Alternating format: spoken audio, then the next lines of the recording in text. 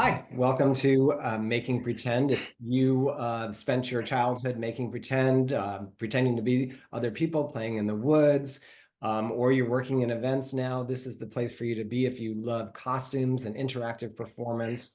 And so 1031 is celebrating its 25th anniversary, and in doing so, we're starting conversations with folks that have been working with us or that we work with to get some of their backstories and how it relates to the world in which we live now. So welcome to Making Pretend. And today we have the amazing and gorgeous and fabulous Alicia Wilder. Thanks for being here. Hello. Thank you so much for having me. I'm so excited. Hello. I love And your you're laugh. Joe Parry, and I'm Eric Auger, in That's case right. Yeah. nobody knows. So before we jump in, Eric, last time you had asked me, and we were out of time about like a performance time that really affected me, right? And I said we Yes, would talk about that, and so I had a little bit more time to really think about it, and I couldn't versus answering it right like at once. on the And spot.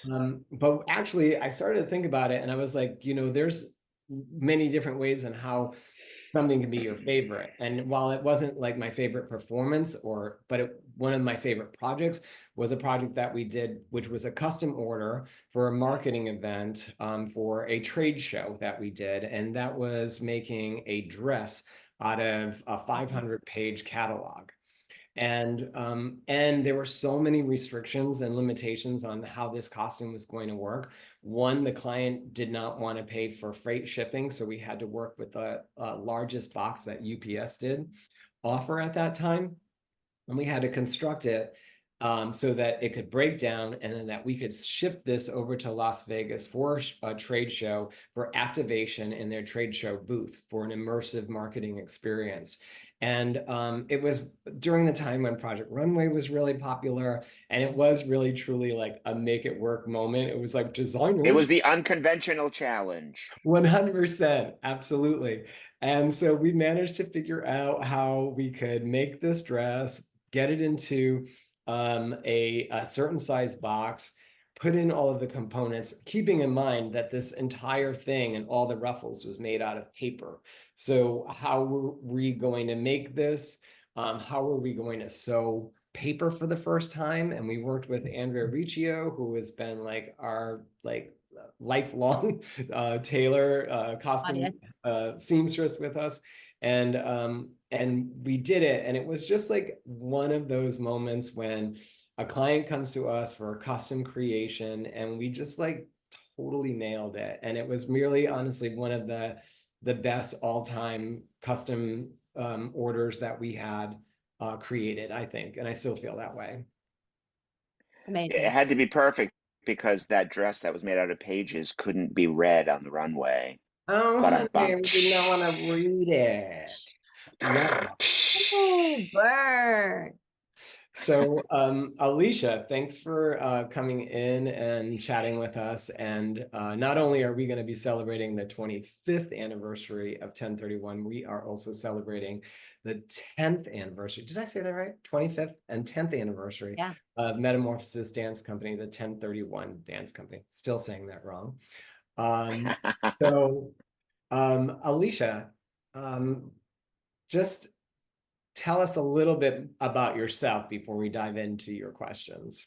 Yeah. First, I'm so excited that we're doing this and I'm so happy to be here.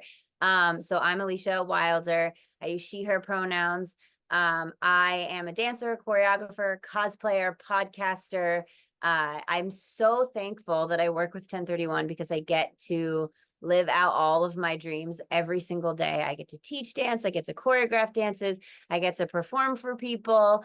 But I am a native Rhode Islander. I went to school at Rhode Island College, got a degree in dance and theater. In my free time, like I said, I'm a cosplayer and a podcaster. My husband and I have an X-Men podcast where we talk about X-Men comics and we go to conventions. I love to connect with people on an unspoken level. So that's always why I've been drawn to dance, because dance is sort of like the original form of communication, right? Like we're learning how to express ourselves and communicate with each other with just our bodies. And I love when there's an art you know, what I love about art in general, right, is the idea that you can interpret it one way as the creator, then the people viewing it, or when it comes to dance, the people performing it are embodying it and interpreting it in one way, and then the audience is doing that in a whole nother way. So for me, any opportunity I have to build community or connect with people through something other than just conversation is a really beautiful thing, and I'm so blessed to be able to do that in my life, in my work, and in my personal life. I like to read. I like nerdy things. I like nature. That's me. I like black cap chickadees. I like soda and ice cream. What about lasagna or garlic bread? Okay, I love lasagna, but I recently have been informed that I am allergic to tomatoes, so therefore Oh cannot no. enjoy lasagna Oh, the that's way a tough thing for an my Italian Italian. Oh heritage Oh expects no. me to. God. Yeah. Yeah. Oh God. Yeah. Um, It must be your mutant gene. Yes. Exactly. Alicia, that's so much of like what we describe as our work and like and what we hope to achieve every time that we're at an event. We just did an event the other day for a company that was doing a total brand launch, and we brought to life their founder in a form of a bronze statue. And to be able to tell this remarkable person's story is also amazing, but really sort of like exactly what you said in terms of like how the process goes in terms of the performance, and that we're hoping to transform, you know, not just the person's physicality and their like actual look, but also their inside. So that they're really embodying that character, even in silence, so that they're meditating on what things this person may have done, or even just to think like, oh my God, like what would this person think if they were alive and saw us like portraying them as a living statue and their Yeah. legacy, but then also transforming the energy of the people that are watching it as well. So it's really about, you know, transforming the person, you know, in the physical form, but also in a psychological form, but then also transforming the viewers and our audience and our guests that are watching what we're doing, so that we can really help companies and events really be meaningful. Yeah, it's like putting some intention behind something, and it's not just there for presentation, it's there for experience and essence and all of those things as well. Yeah, awesome. I feel like I didn't say at all like what my role is at 1031, so I should probably do that really quick. Um, I am Metamorphosis, the 1031 Dance Company's artistic director. I run our event space, which includes a dance space for community classes and performance, and as well as other events can rent out the space, like other performance events can be in there. It's not just dance. We do have a dance floor though, so we have to work around that. I started working with 1031 in 2010, right out of college. And it was crazy. I wanted to work for 1031 for so long before that, but I had a hectic schedule in college with rehearsals and stuff. And I kept telling myself, don't audition for a company and then be like, well, I can't do that gig. Well, I can't do that gig. Well, I can't do that gig. So I waited and I started out performing, moved to producing, then started working in the studio doing laundry, helping with contracts, helping create our organizational system, and then slowly sort of moved up to where I am now. And then, so I don't love to talk about COVID in like the best light, but it did have some positives. And one of those was that I got to shift my focus to really focus on the dance company and the dance space and building a community space, so that we're also giving back to our community, helping our dancers grow, building the family of the 1031 MDC community. And yeah, so that's where I am now. So that's start to finish, just 14 years in a nutshell, almost 15. Oh my God. Well, you took How one of the first questions. So I sorry. want to make sure I've got my timer set here, because we're going to do 10 minutes and 31 seconds, which is what we do here, where you have 10 minutes and 31 seconds to answer a couple of questions that we have for you. So I am setting my clock right now. And so you already took my first question. So here we go. So Time sorry. is set, 10 minutes and 31 seconds. So I wanted to ask you, when you started working with us, But you already kind of answered that. So I would like to ask you, what was your first job with us, your first performance? Okay, my first performance, I was a topiary, and Eric was my producer. And that's really all I remember. I think it was like a convention or like a marketing type like I know what it was. events. Yeah. Yeah, it was. We were brought in by an event planner as they were having like a showcase of what they can offer to their clients. And it was you, and there was another trainee, and you were the harvest topiary because it was Yeah. around the fall. I Yeah. remember this now too. Yeah. Yeah. I was a topiary, which is one of my, I'm sorry if this is a question, one of my favorite characters to be. So it was cool that that was my start. Yeah. Awesome. And a topiary is one of the pieces that we do where people are dressed in greens and florals, and they're performing inside an oversized urn, which is also customizable for seasons, colors, very popular wedding piece for wedding performances for your cocktail hour, but also creating a garden. The topiary really is one of those pieces that's perfect for any event because it really just can be an extension of the decor and is really sort of like your living decor and a giant, lovely, beautiful floral piece as well. Mhm. Okay, so I want you to share with us a job that stands out in your mind, be it good, be it great, be it spectacular, be it stressful. What is the first job that comes to your mind?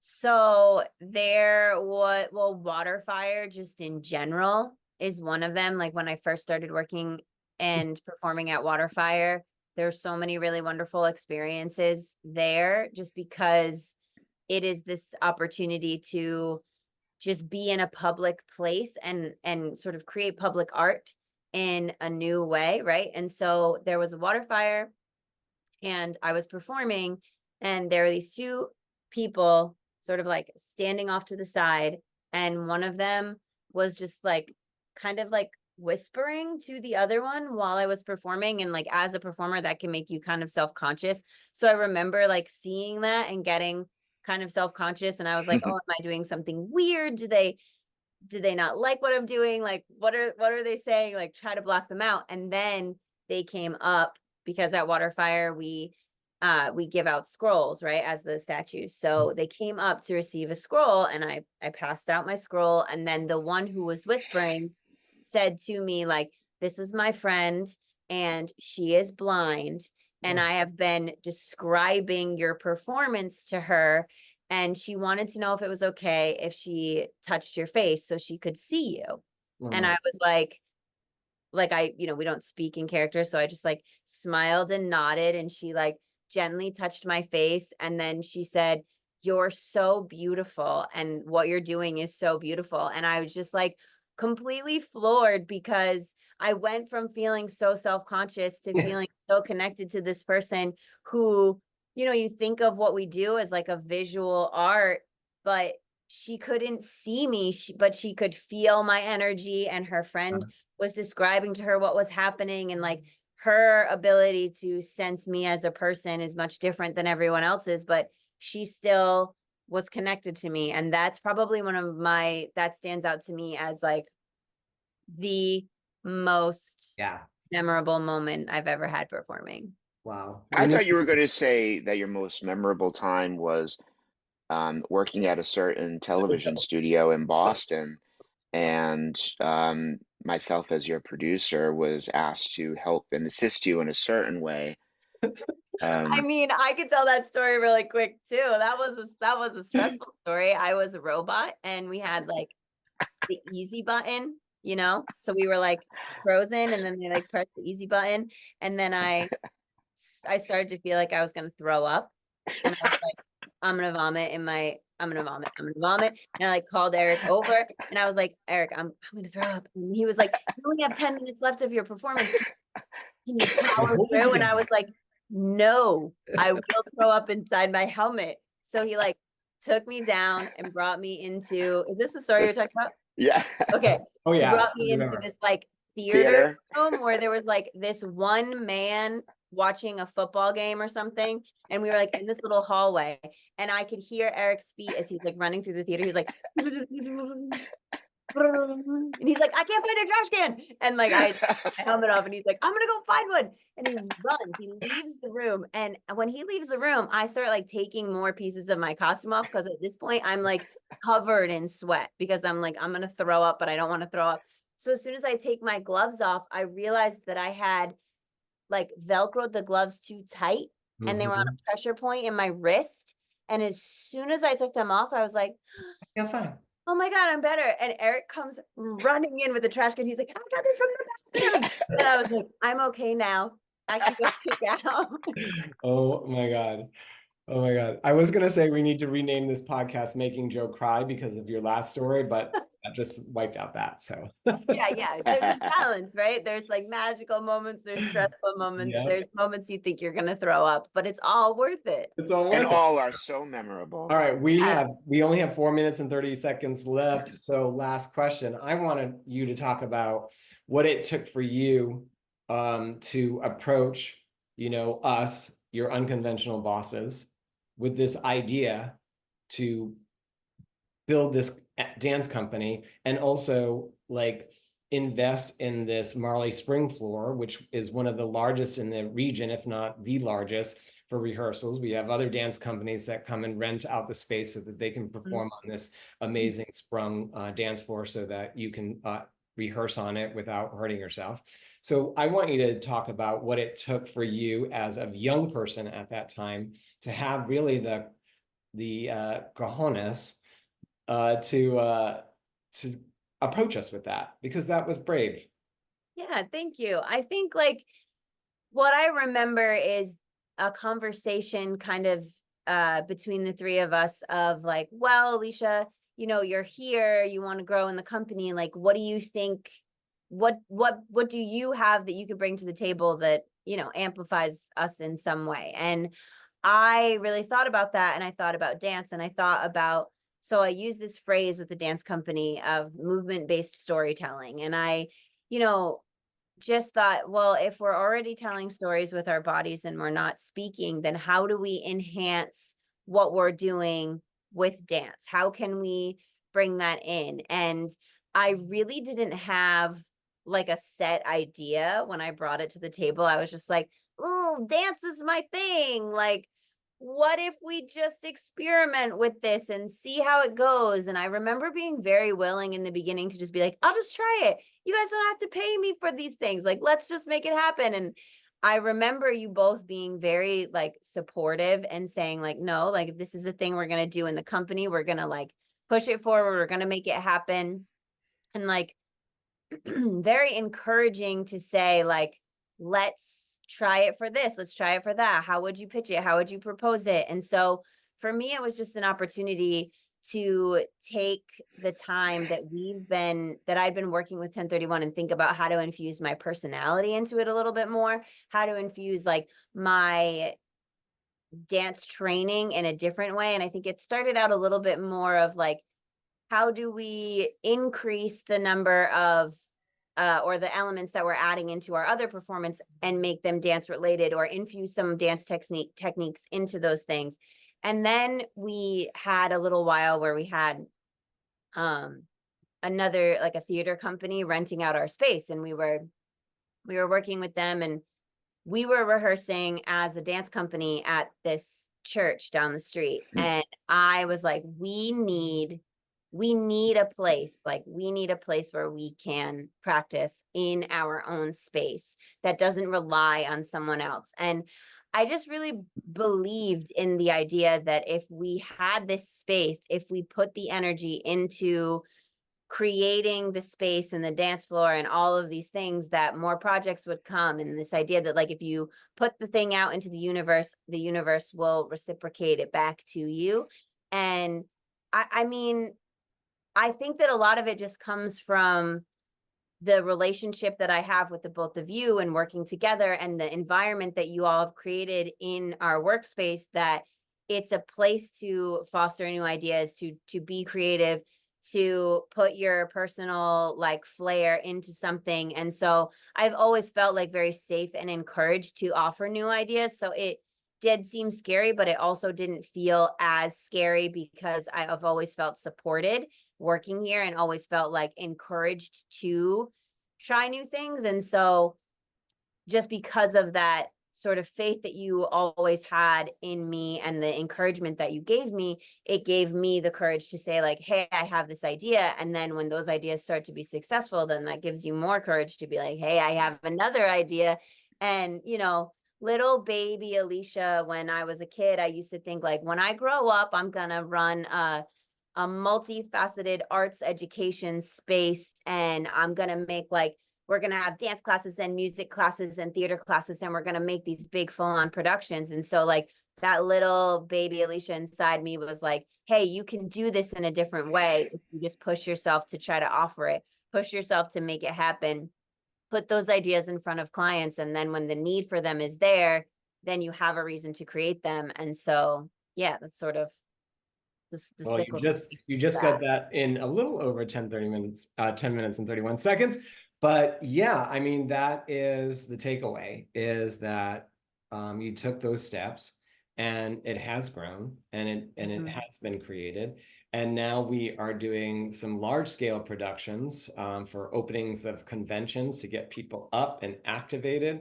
We're doing some wonderful celebrations in people's homes and having complete dance performances take place in even people's homes, or in a multitude of different environments where we're offering go-go dancing or durational performances or pop-up dance performances. And it really has catapulted the services and offerings of what 1031 does.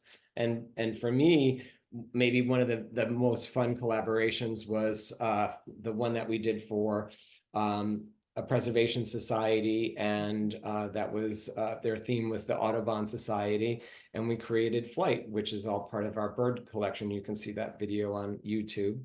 And creating those costumes and really integrating, and Eric, you might add a couple of things to this about like really integrating the flavor of 1031 into these performances. And bringing our work to life in totally different ways, but also offering a whole new dimension to clients and what we can create for them. And you can also have a really big aha moment when, you know, you're on stage at maybe at like Radio City Music Hall or whatever it's called, and in front of thousands of people, and some C-list celebrities all judge you while you're on stage. And, you know, you can have some volley going back and forth and then walk away from it being stronger and more inspired than ever before. Yeah, that's what it's all about. Hypothetically. Hypothetically.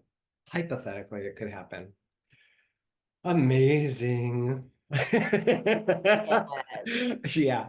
So anything else, Eric? No, I love you know, the dimension that Mrs. Wilder has brought into the company. Obviously, if you look retrospectively, how important it really was, and it really it rounded out what this company was offering, but also it rounded out, I think, the mission statement of the company and the diversification and the welcoming of this new kind of talent, and just rounded us out and really kind of closed the circle as far as what we can offer. And now it's so exciting to see how even that is evolving more into the performance Yeah. aspect of acting and putting on these quote like opening Disney numbers for Right. people everywhere. We're like really doing the productions part of Mhm. 1031 Productions, Yeah. right? Like we're Yeah. infusing all the elements Mhm. into these things that really feel immersive. And, you know, I think one of my favorite things is that so many of these performances are not just our performers performing, but they provide opportunity for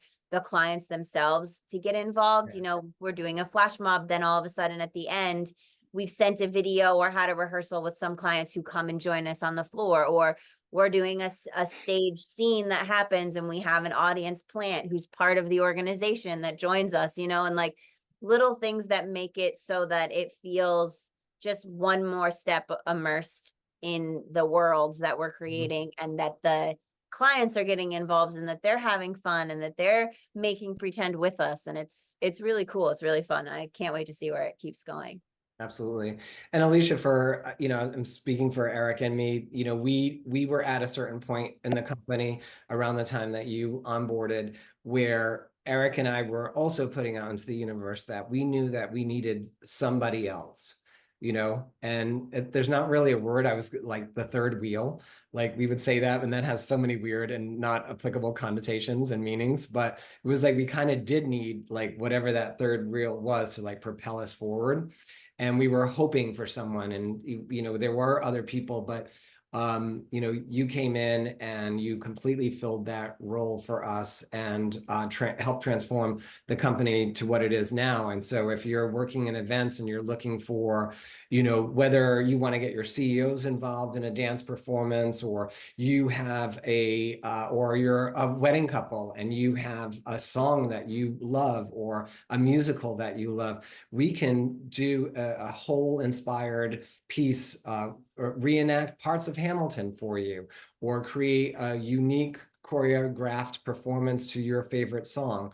And so with that, it completely transformed our offerings and continues to do so. So I think that's our I goal. would say, yeah, in layman's term, we were both, Joe and I were both on unicycles, and then we became a bicycle. Yeah. And then inadvertently, we became a tricycle. And everyone knows that when you're on a tricycle, you can come to a full stop and not fall over. You just keep Mhm. pedaling and keep going. Yep. So thanks, Alicia, for helping us become a tricycle. Yes. And you Yeah. can be the front wheel. You can be the front wheel. We don't Yeah. have ego. We don't have Yeah. ego. Woo! Yeah. Front wheel, let's go. Yeah. And there are many spokes and hubs and wheels and other wheels that we're going to talk to on this podcast. So we will Lots of continue fun. this conversation. Thank you all for tuning in. These links will be on our website page. They'll be up on YouTube. You'll be able to read the podcast on the website. So thank you also very, very much. All right, kids. Bravo. Au Thank revoir, you. friends. See you soon. Bye-bye.